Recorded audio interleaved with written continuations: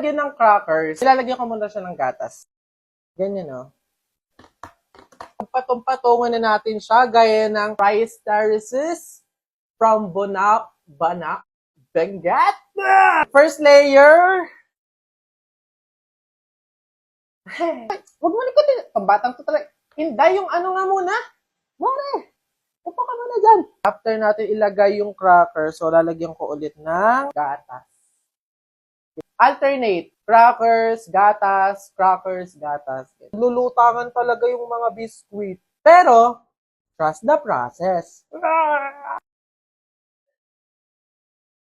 Di siya nagpapantay-pantay. Lalagyan ko muna ng fruit cocktail sa gitna para mas makapal yung graham. Aminin nyo, after salain ng nanay nyo yung fruit cocktail, iinumin nyo yung pineapple na sabaw.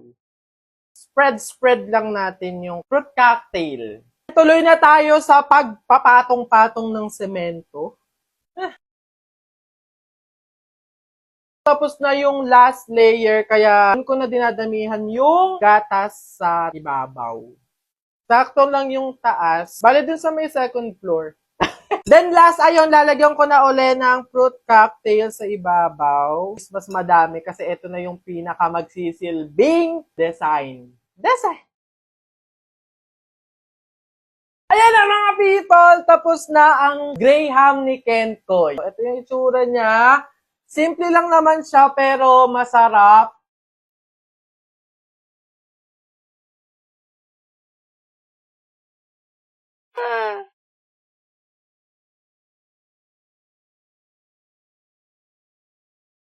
Yakult plus Mentos. Parang, ayak! Ano yun? Alam mo, parang nasasayang lang yung mga binibili ko sa inyo dito. Hindi naman masarap.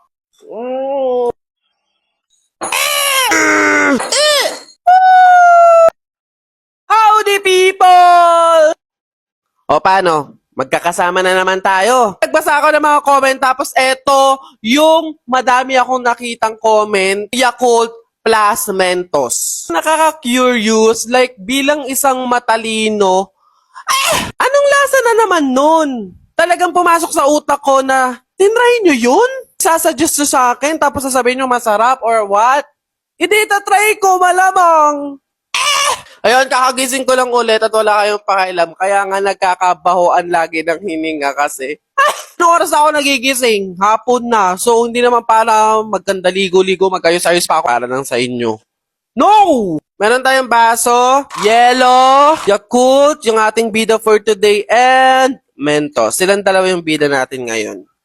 So again, hindi to sponsor, hindi to brand collaboration, pero Yakult, Mentos, baka naman! Huwag na tayong dumadapa, try na natin. So, unahin natin yung Yakult. Let's open it.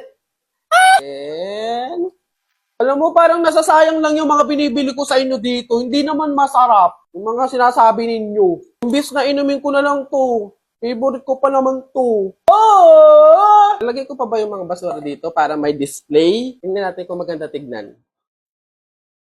Huwag na lang. Next, yung ating Mentos, ayan, iba't ibang flavors sila. Paano ba kasi? Feeling ko talaga maging proud kayo sa akin kasi nag-isip ako, sabi ko, anong Mentos? Yung mentol ba? Or yung iba't ibang flavor? Eh, naisip ko yung iba't ibang flavor yun for sure. Last is yung yellow. Para syempre, ano siya? Ice cold Yakumentos. Wala, parang okay naman siya sa patingin. Parang, ayak! Ano yun? Haluin natin ganyan. Ewan ko din sa mga naisip nyo. Taste test! Moment of truth! Oh! Yakult siya, pero may different flavor. Andun pa rin yung pagka-Yakult niya kasi syempre mas madaming Yakult yung nilagay natin. Pero alam mo yung pumipitik, may pumipitik na ibang flavor na matamis.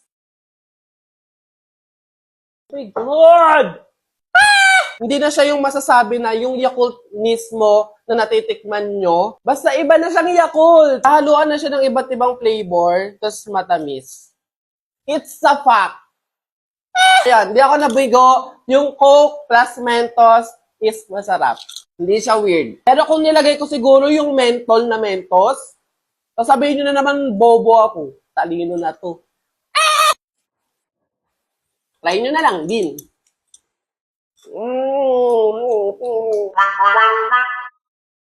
Ano bang lasa ng sisiyo? Isipin ko na lang, chocolate. Chocolate.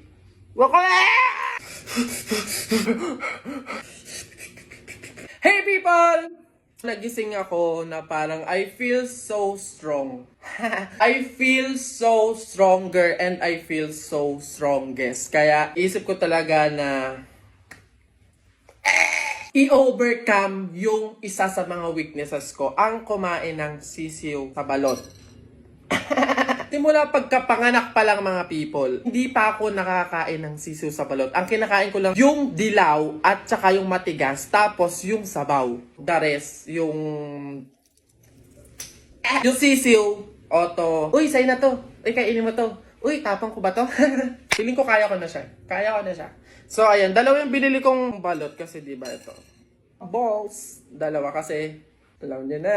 Boys can relate. Ang gagamitin kong suka, etong ordinaryong suka talaga. Yung literal na suka. Kasi parang hindi nag-cum laude yung magtitinda ng balot. Kasi yung binigay niya sa aking suka, butas pala yung plastic. Tumapon siya, B. Masabaw siya, B. Makatas siya. Nakikita ko na agad yung balaito. So, ito lang naman yung gusto ko talaga sa part na to, yung sabaw.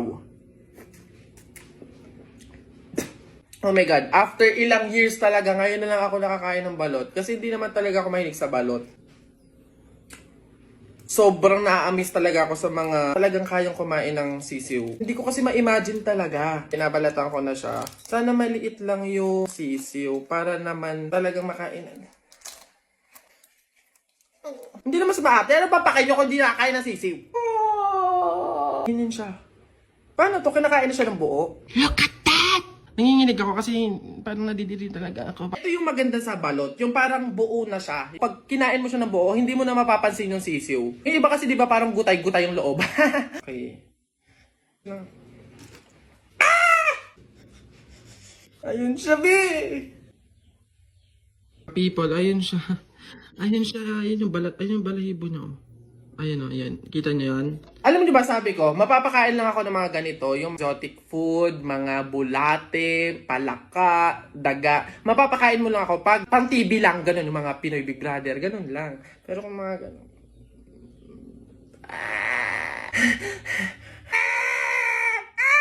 Ano bang lasa ng sisiyo? Isipin ko na lang, chocolate. Chocolate.